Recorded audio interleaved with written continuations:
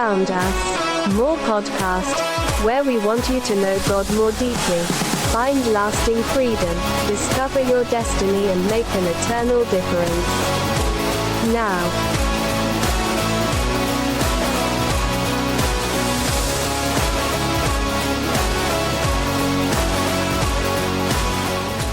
Oh my goodness, it's another week of podcast. Can you believe it? Well, welcome to this week's podcast. Do you ever wonder why you take the time each week to listen to more podcasts? I'll tell you why. More stands for maximizing opportunities for right now and eternity. So stop asking why you listen.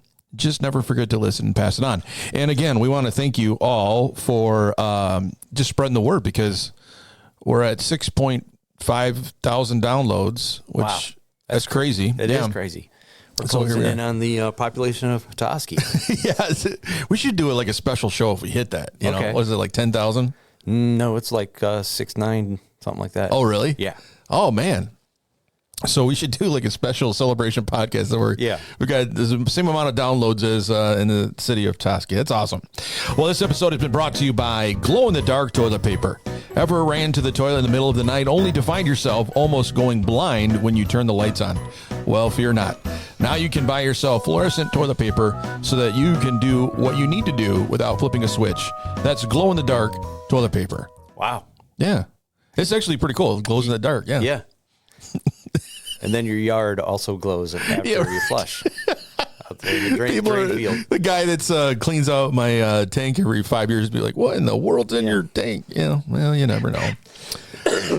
Well, the only man I know who burned 2,000 calories by mistakenly leaving the brownies in the oven to burn, Pastor Gary. Wow. Yeah, that's pretty good. That is pretty good. That's a really good exercise right there. And sitting across from me at the table, the man with all of the talent, with the buttons and the knobs and the voiceovers, he has a diary. It's called the Guinness Book of World Records. That's right. Pastor Alex Norton. Thank you. Yes, I got a few in there. Maybe not so notable, but they're in there. Well, we have a few Twitters that just come off of our silent fax machine up here in the studios. Yeah, it's just good. It's just amazing how they know once we're in the studio, that's when things start coming through. Yes. Yeah, it's just, I don't know how that works.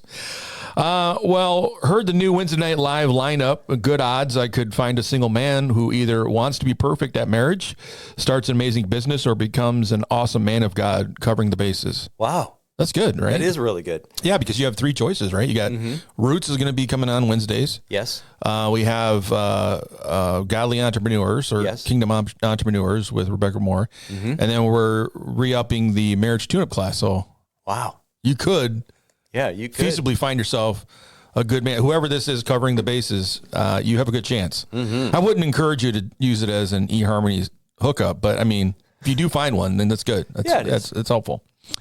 Heard a rumor that the church snow crew has been praying for snow. They're not ready to park the tractor. Plowing withdraws. Yeah. I mean, that thing is pretty nice. It is nice. Kubota, yeah. I don't think I've met a single person that really wants more snow. Oh, this is secret. This is a rumor. Yeah, they're talking in the shed when you're not around. Wow. They're having a hard time, apparently, letting it go, that they miss getting in that tractor. A little detoxing from snow blowing. At 4 o'clock in the morning. Well, they can come back and mow the lawn. Yeah.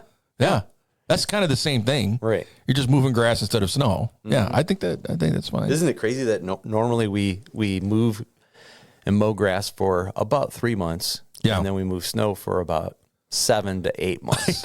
So twice as much time moving snow as we do grass. Have I ever told you that, I kind of got off pretty good with the house that we have. Okay. Grass will not grow. Yeah. It's so sandy. So we were basically covered in moss. And so I was online and my wife's like, what are you looking up? And I'm like, I'm looking up how to get more moss seeds. I can cover the rest of the yard. Yeah, your yard is still green, right, but it doesn't go hairy. It doesn't. And you don't have to worry about any of that stuff, and it kills off the weeds. Wow, that's so good. Yeah. So I'm thinking about blessed. Yeah, right. And I've got this nice lawnmower that Carson finagled something on Facebook Marketplace. Yeah. He got me a tools chest. What happened to that one lawnmower I gave you? Did it blow up? Yeah. I'm sorry. Sorry about no, that. It's fine. It's just the, what do they call it? The hydro, whatever that motor, three motors. Yeah, it all just seized up one day. I was just driving along and all of a sudden I heard, and really? I'm like, uh-oh. And so I talked to a guy and he's like, Yeah, the deck, make sure it's oil and stuff. And I'm like, there's oil, because I see oil coming out of the little knob there. Uh-huh. He's like, yeah, well, you probably seized up. And then when he told me how much it would cost to replace the mower deck, I'm like, no. Oh, so the motor was fine. It was the mower deck that seized. Yeah, well, what happened was when the mower deck seized, the motor itself started to really overwork, so it was smoking and everything else. Okay. And so I was like, some people in the church, they're like, well, we could use it for parts. Yeah. I'm like, good. There you go. Good. You can have it. You can have it for parts.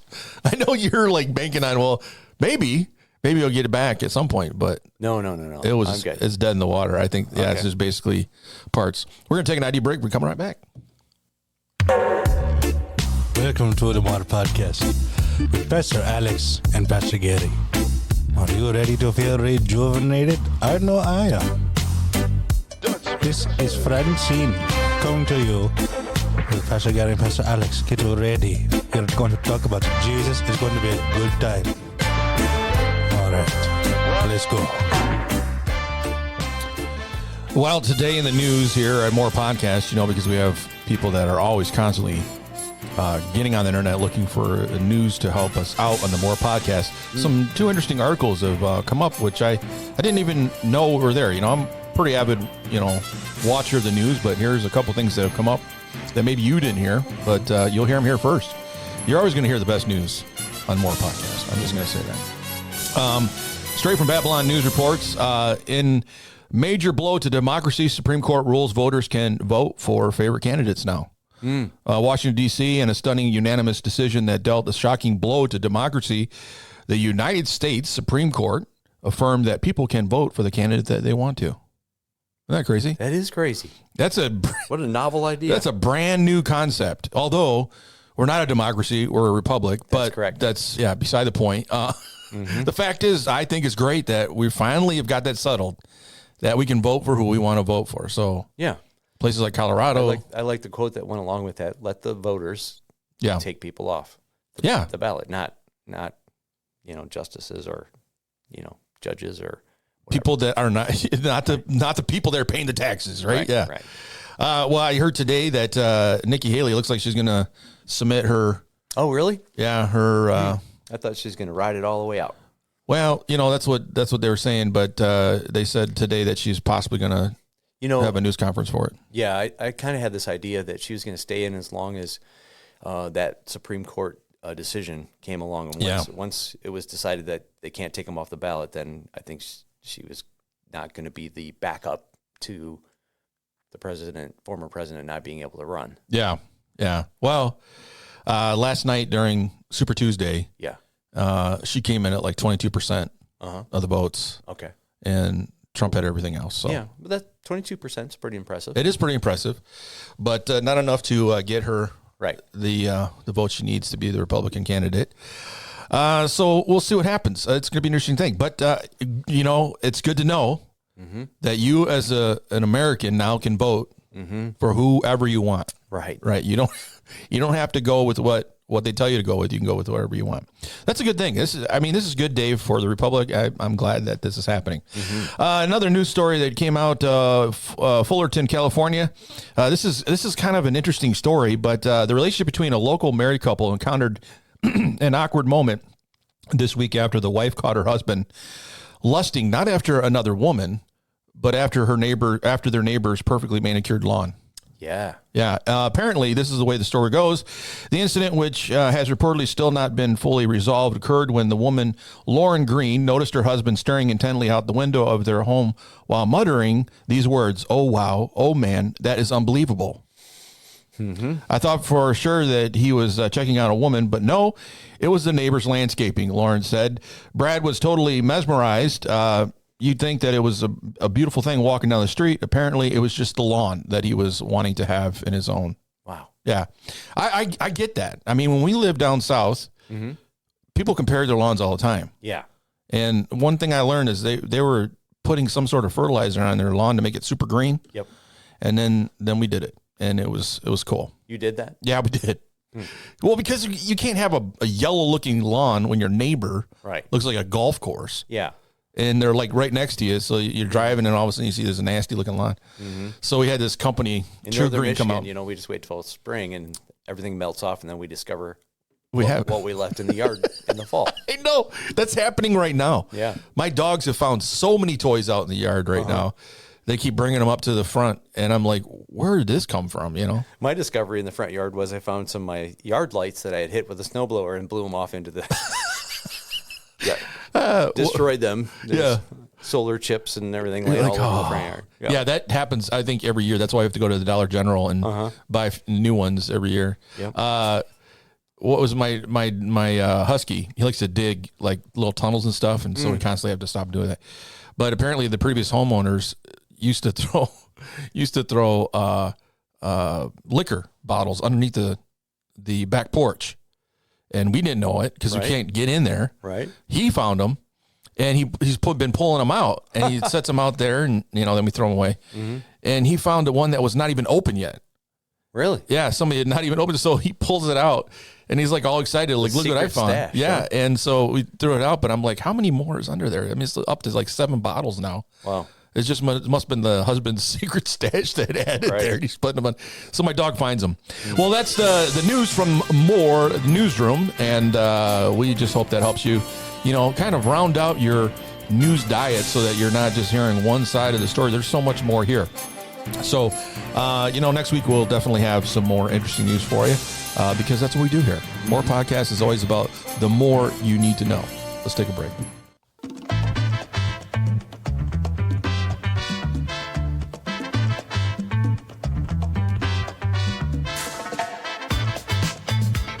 Oh, don't go nowhere. More Podcast has more to say. Get your feet moving. Get up from your office desk and start jiggling it. Yes, let's do this. You're on the More Podcast. We'll be right back.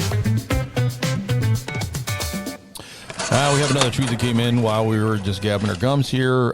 Just one more tweet. It's slow tweet day for us.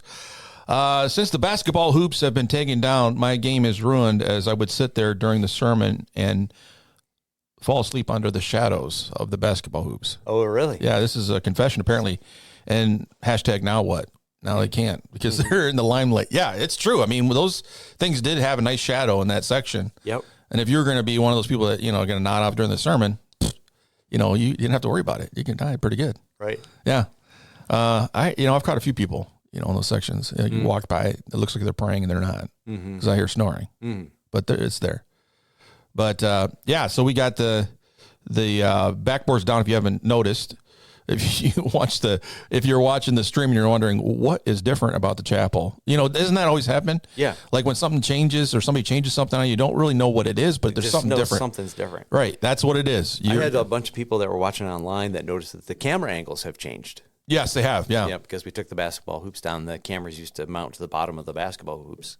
Right. And we have totally new camera angles. Yep. So they noticed that. Yeah. There's going to be a lot of changes apparently because, we got the people that we're talking to people now that thinking about doing some changes in the sanctuary. That's going to be a lot of changes. So be watching. We're not confirming yet if there's going to be an in-ground pool, but we definitely retractable floor in-ground. You never know. Yeah. Maybe during the service, we might have a mass baptismal, as we open them up. You're sitting there. Maybe for Easter. You never know. Well, let's take an ID break and we'll come right back.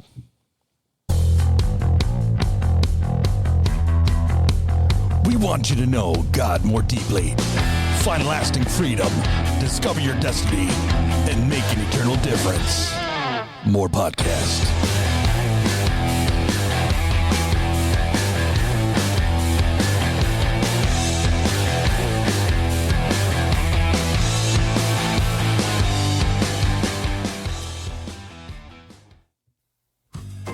Get rapture ready with your favorite host today, Pastor Gary and Pastor Alex Norton, as they come to you with information that you need to make it through the times coming ahead and more.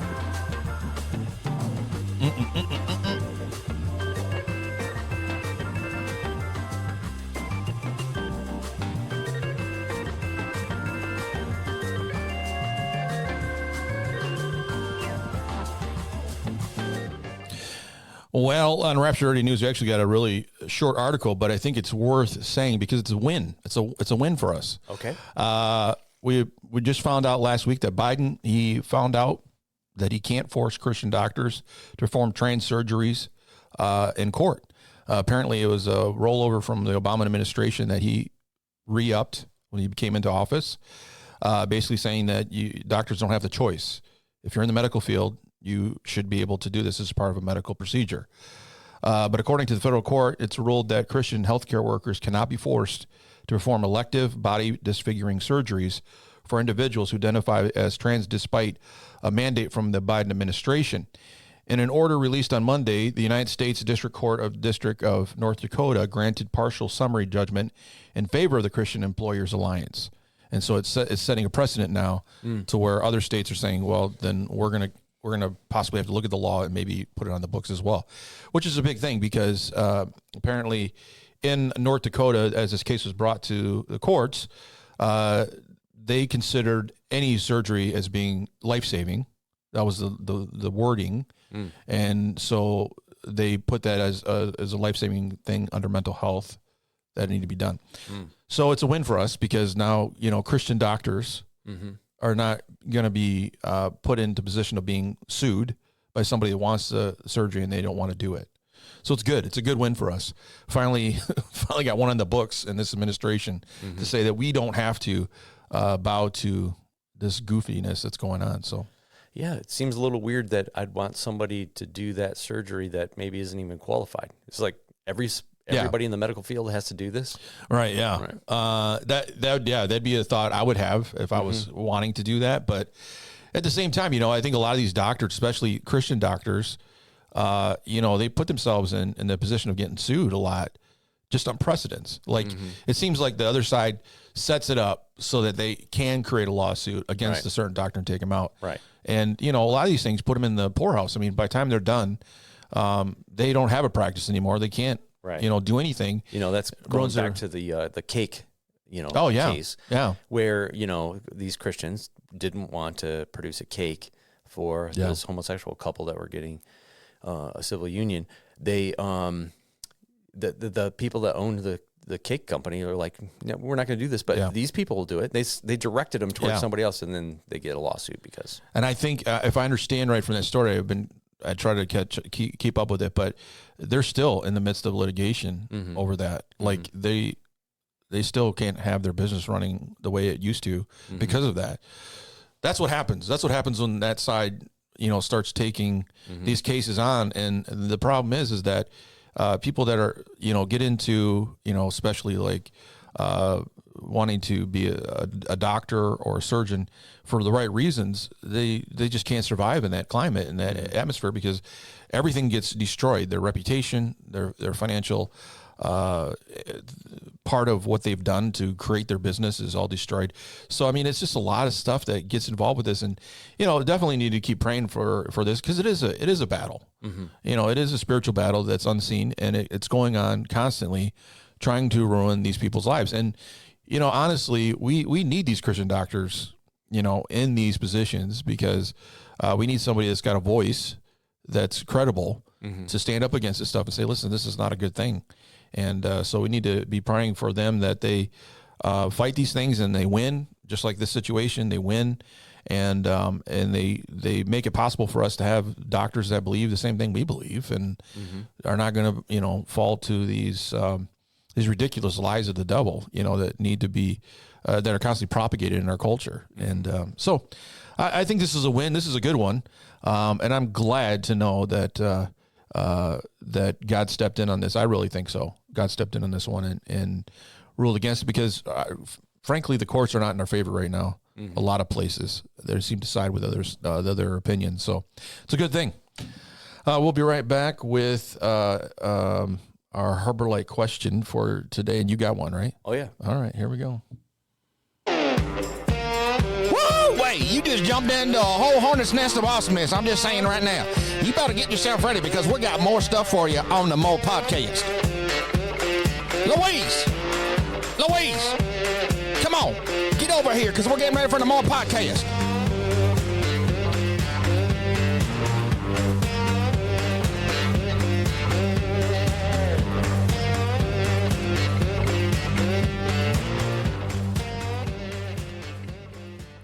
So apparently, before I get into the question, I get the opportunity to do 10 commercials for one of our sponsors. Really? Yeah. 10 commercials. 10 commercials. They want me to do 10 commercials. And they liked them so much that we've done over the time we've been doing podcasts. They're like, can you do 10 more that we can use however we want, like on the internet, radio, whatever. Really? Yeah. I'm like, cool. Yeah, You're definitely. amazing. I'm like, yeah, let's do it. Let's make it happen. Let's see what happens. Okay. So we'll do it. And I said, they said, well, do we pay you? I'm like, no, don't pay me. But I said, you can just make a donation to missions or something. No, so make it to the podcast. yeah, right. Yeah, we don't have any money coming in. Yeah. So that would help us. So so I think I think it was kind of fun. I gotta start thinking about it and put my nice A game on and tribute to your talent there, bud. Well, it gives me something to do and I'm bored and don't have anything to do. So it's a lot of fun. So we've got our question for the week coming up here. If you want to be a part of it, all you have to do is write into HarborLightBibleTrivia@gmail.com, HarborLightBibleTrivia@gmail.com, and send us your answer. I got an idea. Yeah. Why don't you do a commercial? Yeah. That's based off the My Pillow. Do it somewhere around, somehow themed by the My Pillow, except for it'd be the My whatever they.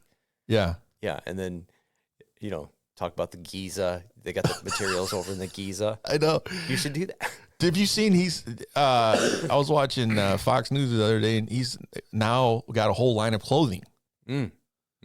Like Giza shirts and pants. I bought some of those Giza sheets. Have you? Yeah, they're great. Really? They're the best ones we got. I'm gonna have to check it out. You've got to do it because I hear them. The My Pillow. I love the My Pillow. Yeah. I have one. You have one of those? Yeah, but I'm like the Giza Dreams. I'm like it's just a cotton sheet. No, it's better. It's better. Huh? I guarantee it. I'll have to look into it. Yeah, I'm seeing an anniversary gift coming up there. Start getting it for. No, what I'm doing right now is actually I'm saving up money to get a decompression table.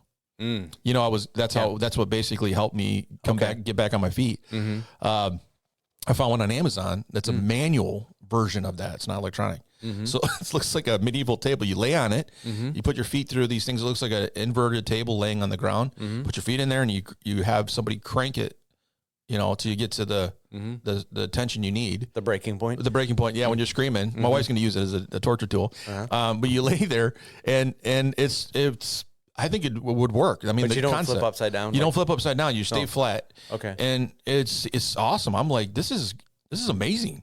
I got to get one of these because, one of the things is you got to constantly keep working on it. It connects to your feet. Yeah, you put your feet in there. Basically, right? No. It's like the inverted table where you lock your feet into these little cushion things. Okay. What gets pulled on the other end? Is you have your arms wrapped around. You have this pole that goes underneath your armpits. Okay. And you just kind of bear hug it. Yeah. And then you pull, which is all you. And I mean, you don't need a lot of tension. You just need a little bit at a time. Okay. And I'm thinking about it. I told Amy, I'm like, we got. So you're going to get one of those. I'm working on it. Keep saving my quarters and dimes. I'm gonna have one here soon. Okay. And I'll be ready to be stretching. But I'm thinking this is gonna be a game changer for me. Because you got to keep up on that stuff because your body, gravity sets in and you constantly keep having that problem. So I don't want to have what I had happen earlier this year where I was like in the hospital 3 times and I remember that. Yeah. And I was using a cane for about 2 months. Remember that time I went to visit you at the ER and you were out of the ER for like 5 hours, but you were in some back hallway. Yeah. It was next to the laundry room. Yeah. I remember going to visit you there. They had no place to put, that's what they said. They had no place to put me. You were in a Burka lounger in some hallway leading off to nowhere. And they wouldn't give me anything for the pain. They just let me, just sit there and keep putting ice on it. And I'm like, I'm beyond ice right now. I'm like ready to rip whatever is going on in my back out, Right. So, So interestingly enough, I found this thing on there. And so I was telling another guy who does the same thing, goes to this place. But you know how much it costs to go to those places? This is ridiculous. To go to like one of those tables, and this is cheap, $100 a visit. And so this table is the same price as one visit. Yeah. And you can just keep using it. So anyways, I'm super excited that God gave somebody the idea to create a torture table so that I can maybe get one someday. Wow. Okay, so the question last week was about the church in Macedonia. Oh, wait, that was the answer.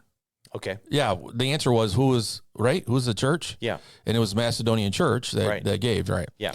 And we had all the usual suspects, man. They were on it. They were like quoting the whole entire scripture, Nice. different parallel versions of the same scripture. So we got them in the big hat ready to be pulled.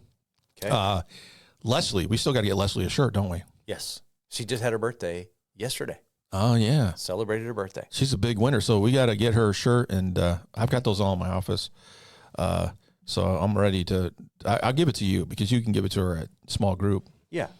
But what is the question for this week? Yes, the question for this week will come from the sermon again, but we according to the Bible, can steal two things from God. What are those two? Or, how do we steal? What are the two ways that we steal from God? Oh, or cheat Him, is depending on what translation you have. This can be good. Steal or cheat God. So again, if you listen to the sermon, you should be able to pick it up. You should be able to pick up the answer, unless Holy Spirit changes my sermon and I go a different direction. then you're not getting anything. Yeah, you better figure it out. Okay, that's going to be good. That's going to be kind of tricky. A challenge this Sunday. So if you hear Pastor Gary get up there and say, you know what, I was praying, the Holy Spirit changed my message, and then then you're on your own. It's a crapshoot. You're going to have to figure it out on your own. So, so the question is, what are the two things what are the two ways that we steal from God? Steal from God. Okay. So if you know the answer to that, send it to harborlightbibletrivia@gmail.com. harborlightbibletrivia@gmail.com, all lowercase, and let us know the answer. And, if you get your name in the hat enough, you could win one of our homemade podcast T-shirts. Homemade, but really cool. They are. Oh yeah. You're not using a crayon on them. No. Yeah, these are high quality T-shirts, and they're sweat wicking. Yes. Not whisking. Wicking. There you go. They're wicking. Yeah. I always have to make sure I clarify that for my wife because she'll hear it and she'll be like, "It's not whisking, it's wicking." Mm-hmm. Which to me, it doesn't make any sense. Any difference? I don't know. Whisking is what? It's what you do with eggs, right? Right. You whisk them. You whisk them, and wicking. Is that even a word? It is a word. Oh, okay. Yeah. All right. Sometimes they just make up words and they just want you to buy. Well, into the first thing I'm aware of when it comes to wicking is when you have a wick in a candle, it sucks the oil or the wax up the string. Okay, That's now that wicking. makes sense. So that makes pulling sense. it up. It's pulling the sweat off of you. Right. Okay. There you go. I like that. I like that definition. Okay. We'll take an ID break and come right back to Bible Talk.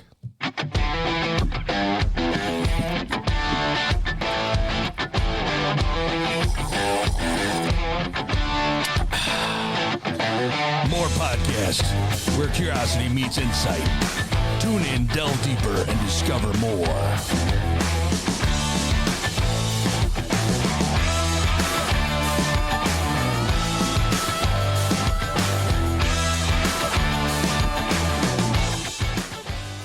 Now, I'm really hoping that this next year we're able to go to live video of the podcast. We weren't quite ready this last year, but I want to let people know what happens during the commercial breaks. On that last commercial break, which I've sat across from you for 2 years now on this podcast, and that has a recorded person taking a drink of something and then going, right? Yeah. Every time, you don't even realize this. Really? Every time you take a drink during that exact moment. That's hilarious. It is no joke. It's subliminal. It is. I don't even realize I'm doing it. You have been doing it subconsciously, and I've been watching you. That is crazy. Because the first time it happened, I thought you were making the sound. Yeah. Right? Yeah. And it's then pre-recorded. But you didn't do the so I realized it was recorded. Otherwise, I thought you were doing it live. Yes. The subliminal. Yeah. Well, I don't know. This podcast has layers, man. Many There's layers. to, and you won't know until we get the video. Yeah. I've been looking at those things, just so you know. Okay. And I think our best bet is to get what they call an AI camera. Okay. That we don't have to run it. Can we like Photoshop in different faces and stuff? I don't know what we can do with it. I just know that it's amazing that it'll follow whoever's talking. Mm-hmm. It'll focus on you. Yeah, focus on you. Wow. And so I was looking at getting like 2 of those, and we can have them in the studio, and then automatically it'll pick us up, and then we could be on the live stream. Yeah. Yeah. I'm all about it, man. That sounds great. That's the future coming. So yeah, we're looking for donations. Make some more commercials, Make some more commercials. Let's do it. Okay. All right. So today on Bible Talk, we are discussing with Pastor Gary on his new series, Overflow. Yes. This week, he focused on people of Overflow. And in 2 Corinthians chapter 8, he compared the churches of Macedonia and Corinth. Both said they would give to Jerusalem, but there was a clear difference in how they gave. We see two completely different responses to people being a people of overflow. So, Pastor Gary, would you open it up to you? What was this last sermon about? What are we looking at? Well, I think it was really fun to open with the opening question. How many people would like to be more generous? And of course, most people raised their hand. And then the next question was, can you afford to be generous? And most people want to be generous, but then they think they can't afford it. And then it was really fun to kind of break out this idea that generosity really has little to do with how thick your wallet is. Yeah. It's more of a state of mind or where your heart is at. And so it was fun to be able to show, in contrast, as you just mentioned, the Church of Macedonia, who were super poor, but begged for the opportunity of being able to share with those that were in need in Jerusalem. Yeah. And then contrast that, of course, with the people of Corinth, who were pretty wealthy, and they were quick to want to jump on board. They gave an initial offering, but they didn't do the long sustained giving. And Paul was a little bit nervous that he was going to show up to collect, and they would be completely unaware or unprepared, and that would be embarrassing or kind of an indictment against them. And so this passage of Scripture really is Paul giving them the encouragement that he's going to send someone to pick it up. Be ready, be participating, and don't wait till the last minute to do it. And so it was kind of a little bit of like, see the contrast. Super poor people, anxious to giving way more than they could, afford in a sacrificial way. And then these rich people who were just kind of asleep at the wheel. Yeah. And so it was really fun to be able to kind of spark people's attention to the fact that generosity is about a state of heart, and it really has little to do with how much money you have. That is such a true statement. Well, knowing about the two cultures, when you look at Corinth, they were like the hub of textile import, all this stuff for Roman, the Roman government and the Roman people. And then Macedonia was what they call the Hellenistic group. They're kind of Greek-minded Jews, but they were in a poor area. So basically it was just kind of like fishing and kind of making those things happen, but it was not a lot of commerce happening there. Yes. And so that was the two different things. And so the church in Corinth, they had money because even their benefactors that are part of the church, you can find in 1st and 2nd Corinthians, they had money to do a lot of things. And Macedonia, was not. It was a church that was on fire, but it was not, didn't have the wealth. And that's interesting, because like you mentioned, that it is an issue of the heart, not the wallet. We see that today, don't we? We see people that, you got those two camps. You got people that, want to bless, and they'll do whatever they can with what they have, and they're on fire for it. And then you have people that have all the resources and are always nickel and diamond in the kingdom. Like, I don't know if I should, I got this and that. What is the one thing that you've noticed that seems to be the hesitation for them, and the thing that makes the people that are like Macedonians so willing to give? What's the difference? Well, the Scripture kind of says it has a lot to do with how we've given ourselves to the Lord. How much do we trust the Lord with our finances and with our health and with our, very being? The people of Macedonia had given themselves to the Lord more fully and more completely than the Church of Corinth. And that really has to do with being kind of like self-sufficient and having a nice 401k and having, a reserve of wealth. That tends to lead us as humans to a place where we don't need God, where when you're super poor, your only option is God. And therefore it's easier to give yourself to the Lord and put your life fully in His hands. And I think that really comes down to, the answer to that question. Yeah. Yeah. It does seem like if you are one of those people that find yourself blessed in resource, sometimes you do kind of step back and say, well, I've noticed that sometimes it's an attitude. There is some pride involved because you've made it happen. You've made all this wealth happen, or this resources happen in your life. But it also is a temptation at the same time to be like, well, I worked hard, and that person that needs it, why don't they just do the same thing? You know? Yeah. And, famine, it's not the result of you doing anything wrong, right? It rains on the just and the unjust. It dries up on the just and the unjust. Some things are out of our control, and bad things happen to good people. Yeah. And so sometimes that attitude can be a hindrance or a block for us being generous when we think that other people deserve what they've gotten themselves into. Yeah. And I spoke with a couple of people around the Harbor Light services that said, I do struggle with being generous when I want to know a little bit more on how they got into this situation and how they plan on getting out of that situation. And I think that's fair. Yeah. I told the people that's not a bad attitude to have. I think Christianity, when we give, we don't want to do a hand out. We want to do hand up, right? Right. We want to be able to come alongside and help train and hold accountable on how you're going to be able to spend these resources that we're going to make available to you. That's good. That's a healthy thing. That's discipleship. That's helping. Our government doesn't do any of that, right? We just hand it out and continue to hand it out, and then we make dependence upon the state. That's not good. Accountability does come along with generosity. Yeah, and I think you're totally right. I mean, because that's one of the things we practice here at the church with benevolence. When they come to us, we do some research. We look at what's going on. Why did you get there? How did it happen? And it's not because you're trying to be mean or limit the possibility of them having help. Correct. But the issue is that there are other situations and causes that got you to that position. What can we do to help you not to get back to that same position again? What was the situation that came about? And a lot of it's a thought process. And then when you add the Bible involved with it and how Scripture speaks about it, there's a huge requirement on people that, we should not just sit on our hands and expect, things to just happen. And enabling is not a good thing. No. And, there's a wonderful book. I can't think of the author right now, but it's Giving Until It Hurts. And I try to remember the author and I can't think of it. Maybe I'll look it up. Yeah, look it up. And basically in the book, he talks about this fact that sometimes we really want to help people, but sometimes we give and we're not really fixing the problem. We're making it worse because we're helping that person get into a continual rut of the same issue over and over again. And, one of the things that my wife and I were told at one of the conferences we went to regarding this, because we worked in this arena for so long, was that, like say, for instance, somebody had a refrigerator, a brand new refrigerator. They wanted to donate it to a poor family. And sometimes the mindset in the poor family is that, well, the refrigerator is a resource for me to get more money to do other things. Whereas the person giving it is thinking, I'm helping them have a fridge if they didn't have a fridge.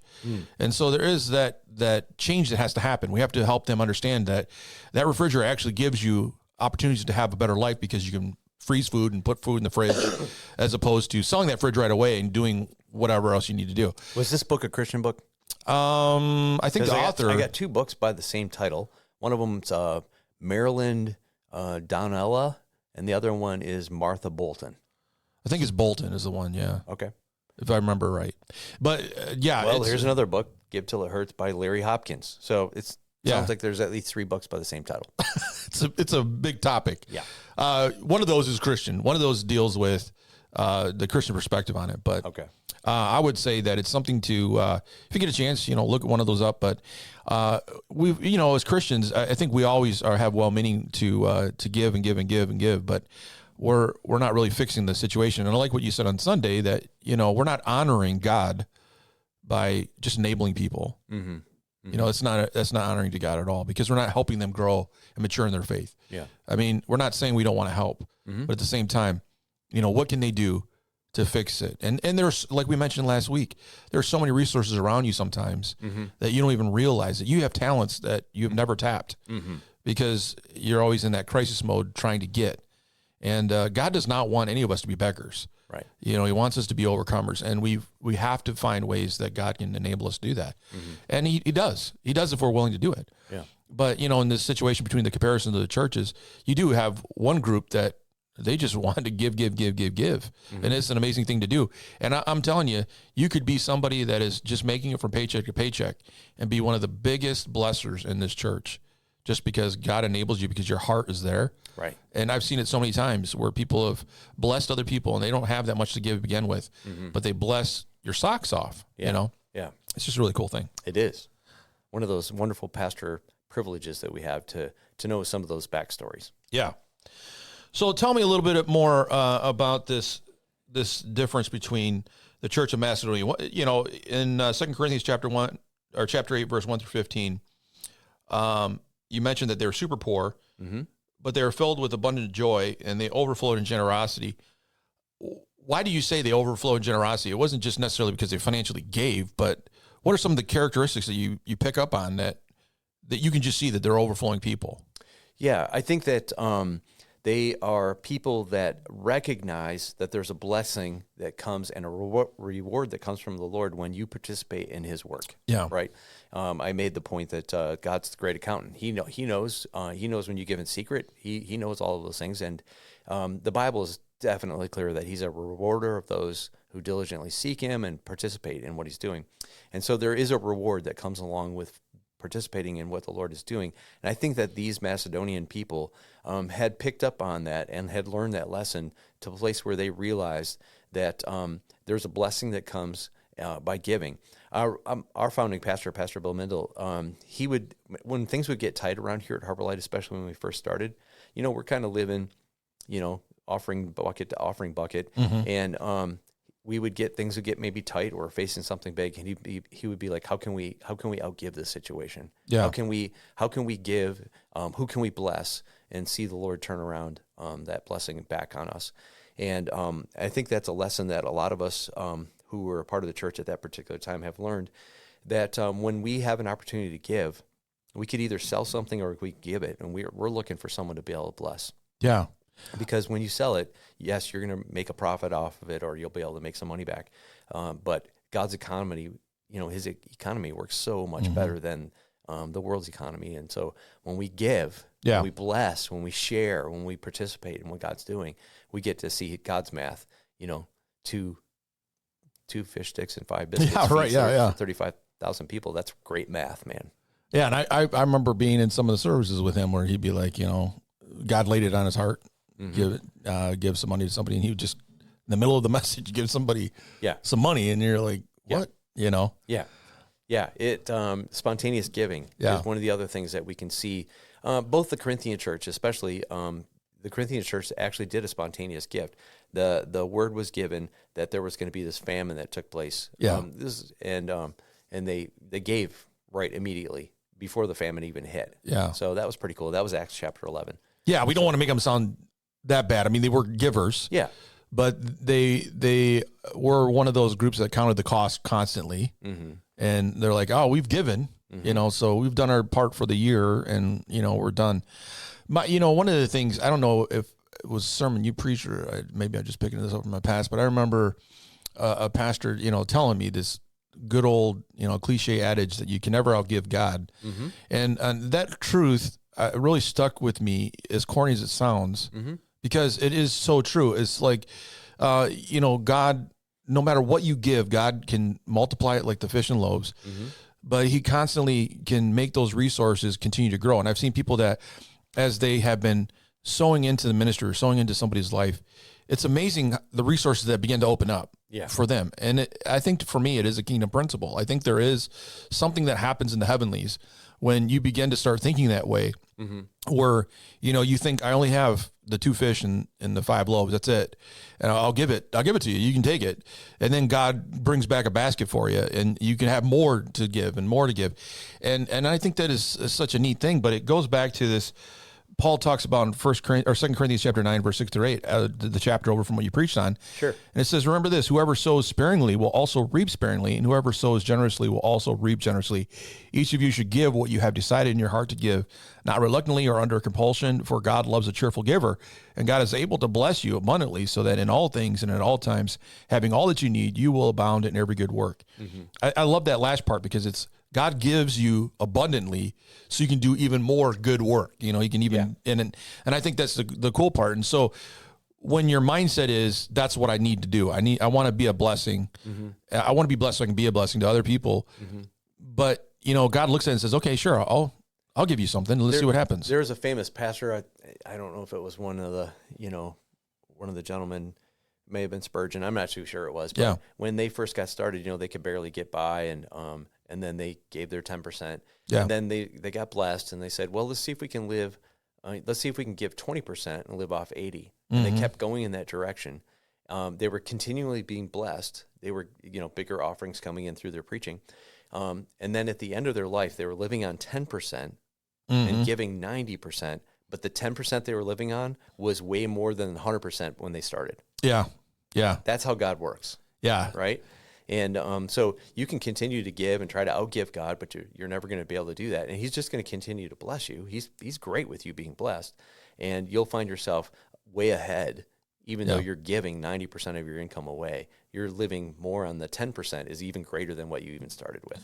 Yeah. And I think that term, having all that you need, seems kind of like a negative thing. Like, oh, great, I'm going to be living on rice and beans. Mm-hmm. Like you just said, that's not what we're talking about here. Right. The need part, God knows your need. He knows what you have. And we live in a world where we're constantly finding ourselves behind the 8 ball in need. And God seems to step up. I just think that's so cool. I was telling my class on Wednesday one time, I was just talking about how God blesses. And I said, and I think I mentioned this to you before, that the vehicle that we bought when we retired from the Salvation Army, we bought it outright. Mm-hmm. And I have not changed those tires since I've owned it. Wow. And every time I take it in, the guy's like, the tread's fine. You're good. Mm-hmm. Nothing's wrong with this car. Mm-hmm. It just continues to run. There's no rust on it. That's great. Nothing. And, at one time I was jokingly told my wife, it's like the children of Israel waiting for manna. God just keeps providing. Yep. The shoes don't never wear out. Yeah. Clothes don't get holes in them. I'm like, this is just so cool how God continues to bless us. And we didn't even really notice it. I just noticed it when they would tell me, like, are you, what? Like we're going on 200,000 miles and it's still, the tires are good. Wow. And I'm like, God just keeps blessing it. But, that's God working in the need. Mm-hmm. It's not a want. I mean, if I want it, I want a lot of different things. Yeah. But in my need, God works out those details. Mm-hmm. Obviously I don't hurt for a meal. God keeps working on filling the fridge, Mm-hmm. But I think those are the cool things that you begin to notice, and you change your thinking and how you deal with life. Mm-hmm. If you're in want mode, you're constantly frustrated because you don't have what you want. But when you start thinking in the kingdom mindset where I have everything I need, then it's like every day is a miracle. It's a blessing. Something's changing. Something's awesome. And you notice those things. And then you realize I have more than I need. I'm going to help somebody else that needs it. And God begins to use you in a way. I know you and Lisa Kay do that a lot with your missions fund. Mm-hmm. You're constantly looking for opportunities to bless other people. Yeah. And I think it's just so cool how you guys, you're like, well, somehow we just got this money. Mm-hmm. So we're just going to help somebody else. And that's just an amazing way to live, as opposed to, trying to save up for, the next big vehicle, next RV, whatever it is. Mm-hmm. As great as things are, it doesn't compare to the feeling and the fullness you have doing it that way. Right. And I can see that's why the Macedonians were so excited, because they noticed that. I mean, living in the climate they were living in, they didn't have all the resources that the Corinthians had, but yet I'm pretty sure God was keeping them, clothed and food, and they weren't suffering in that sense. Right. And they were willing to do even more. Mm-hmm. And God probably blessed them even more. I can't even imagine what happened over there.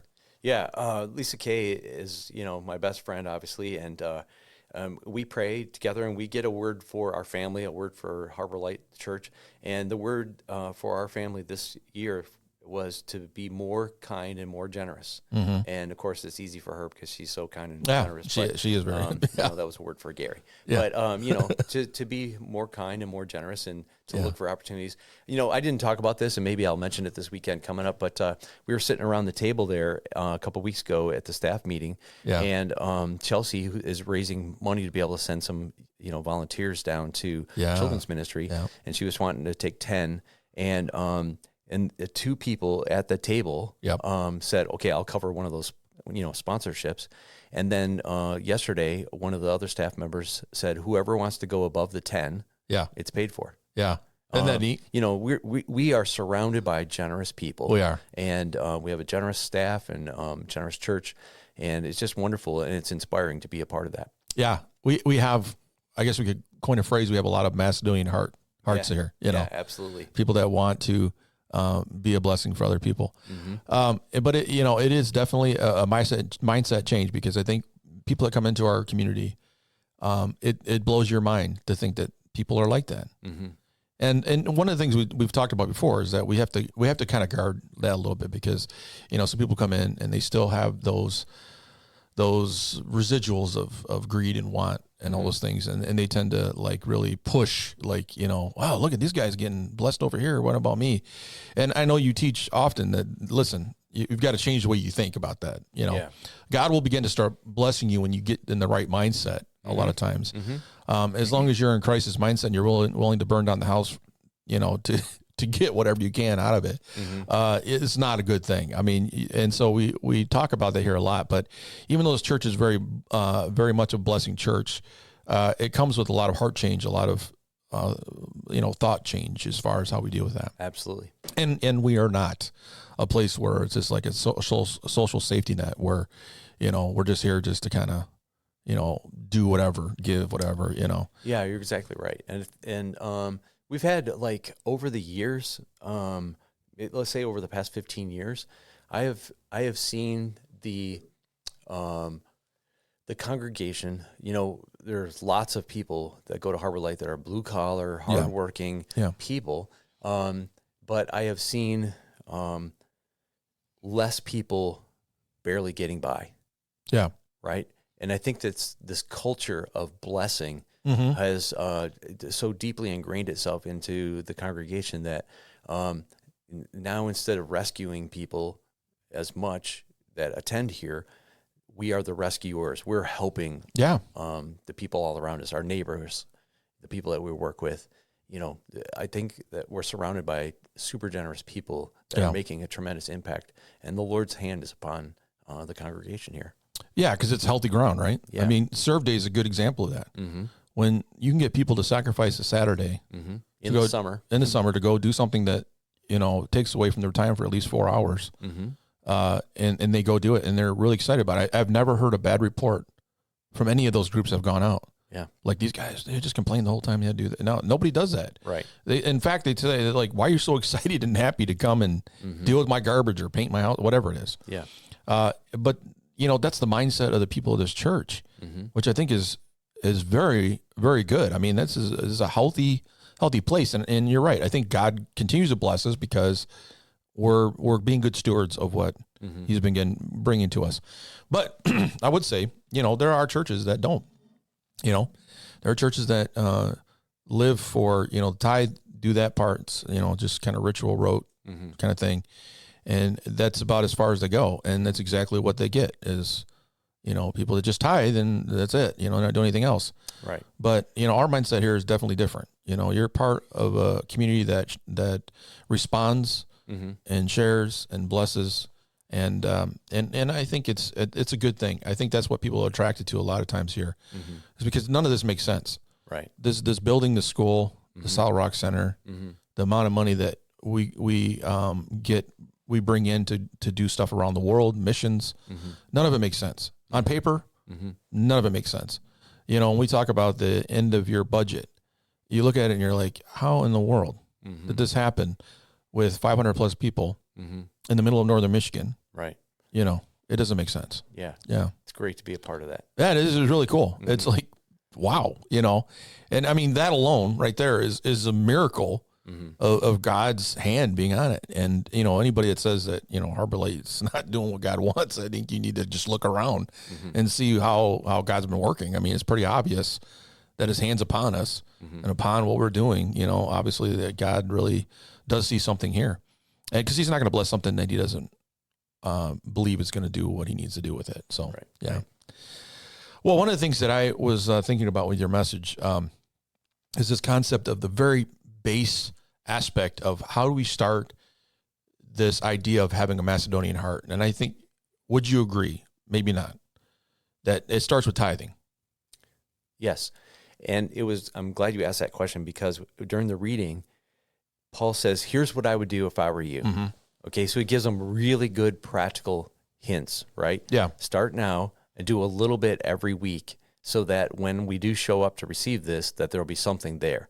That idea, a little bit every week. Yeah. That concept, a little bit goes a long ways, a little bit piles up.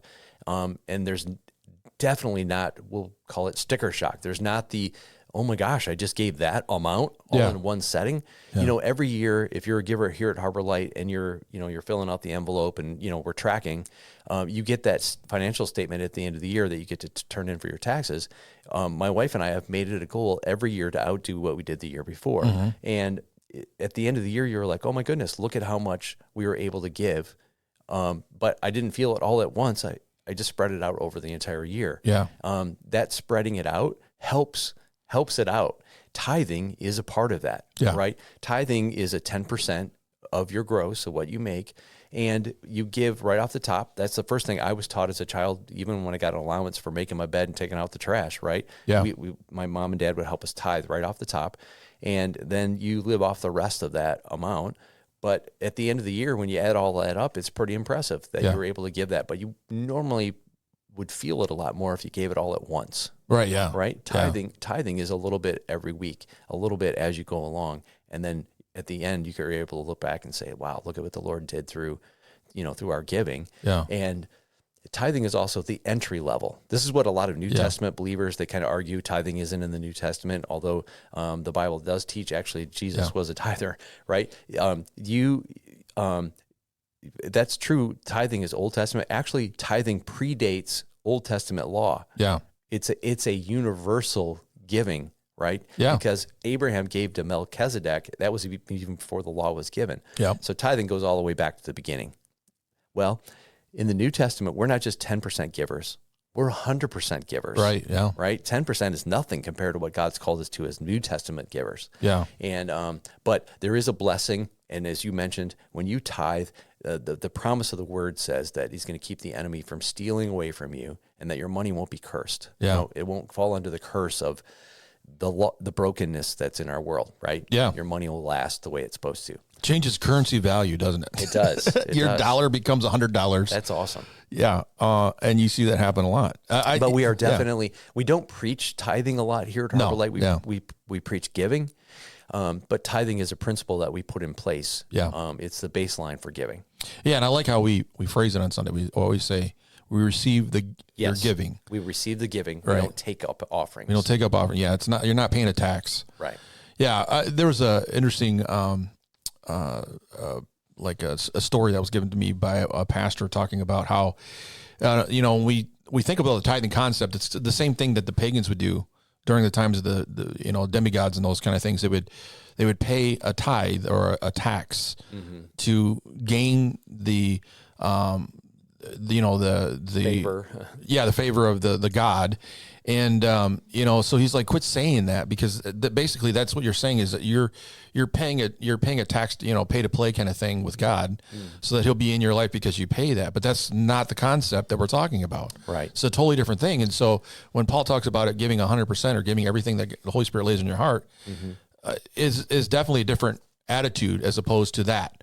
Because if you're doing it as paying a tax or a tithe, you're saying to yourself, I have to do this. And if I don't do this, God's going to be angry. I'm not going to be, blessed or whatever.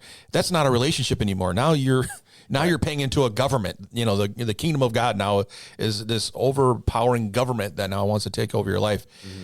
He does want to take over your life, but He wants you to do it by a heart of love and you want to, Right. And I think that's an interesting thing. And it really changed the way we thought about giving to God too. It's like, you know what?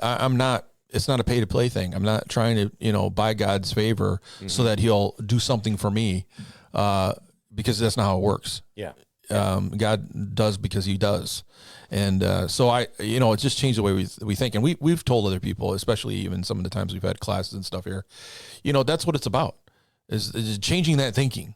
And that, I think, getting back to Macedonia, I mean, they obviously figured that out, because they're highlighted by Paul as being these people that got it figured out. Yeah. And as opposed to the other ones that were still learning, which are the Corinthians, which they still were getting there, but they're just not totally there yet. They had some issues as far as understanding the concept, but you can see the blessing that comes when you change your mindset. Giving money on Sunday is not a requirement by the church. We're not saying if you don't give, you can't come to church anymore. Right. But, God says, if you want to live the way you should and be in the flow of being a people of overflow, then you need to practice this principle, because this is how it works, Yeah. Well, you got anything to close out with? You ready for next Sunday? I know you said last Sunday, you're like, I'm not even sure what I'm going to speak on yet. Yeah, I'm still kind of in the hearing mode. Yeah. But you're helping today, even by talking about this. I felt like I felt like I wanted to talk about the culture of giving. Yeah. So we've talked about being people of Overflow. Yeah. Now, what does the culture of Overflow look like? And I felt like I was supposed to start talking about tithing Yeah. and offerings and, just some of those, characteristics that you've already kind of helped flesh it out a little bit. So that's where I felt like I was supposed to go this weekend. Yeah. I already feel in my heart what I'm supposed to talk about in a week from now. Right. So, this is the week later. Yeah. So it's hard. It's hard not to get super excited to start talking about what I want to talk about 2 weeks from now. But and that will be Overflow, but it will not have to do with finances or resources or time. It's going to have to do something else. Yeah. It's going to be really good. That's good. I'm excited. Yeah. Well, I'm going to beg everyone at the end of this servants on Sunday to come back and bring somebody with them. And what we talk about next is going to be super incredible. I'm looking forward to that. I saw something on Instagram and I thought we should try this at church. Some church came up with this idea where they make these little, black cards that you give out to all the people in the congregation. Mm-hmm. And when you're either out and about or even on church on Sunday and you're walking in, see somebody that you don't know, you give them this card and it says, I would like you to sit with me today. Mm. Or, if you would you come sit with me today? Mm-hmm. And it was this whole campaign they had to try to get people to like reconnect and bring people into the community. Okay. Or I'd like you to be with me at church, something of that nature, the different cards. But I thought that was kind of a little contemporary cool thing of, people that don't know necessarily what to say, come on, let's sit down together, whatever. Yeah. But, it's one of those things of just encouraging people to be overflowing in the idea of calling people to community, being a part of it, Right. Yeah. I think it was cool. Well, Pastor Gary, thank you so much for sharing your thoughts again. And thank you, Alex. And, we're going to be back here again because I don't see any of us going anywhere. Well, except in March, I'm going to be in Nashville, so we won't be able to do one there. Okay. But I think other than that, we'll be. Yeah. And I have a little trip coming up in May. Yeah. But I think we're going to be here for most of them. Yeah. Right. Yeah. We'll be around, and eventually we'll have the cameras, and then you can see what we're really doing. Yeah. Behind these microphones. Yep. Yeah. That might be a scary thing. Mm-hmm. I might have to really change the way I dress before I get in there. No, you look great. It looks fine. Yeah. Yeah. You got your Crocs on. You're good. Yeah. Right. All right. Talk to you later. We want you to know, find, discover, change with us. More podcast ending transmission. Now.